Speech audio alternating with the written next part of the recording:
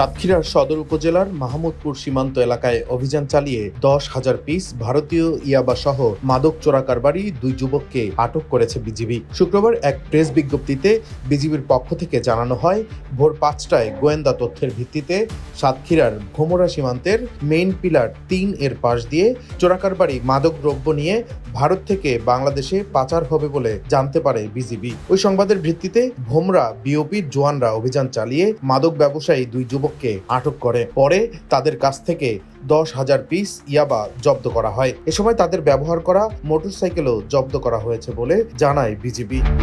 Desk report, Dainik destiny.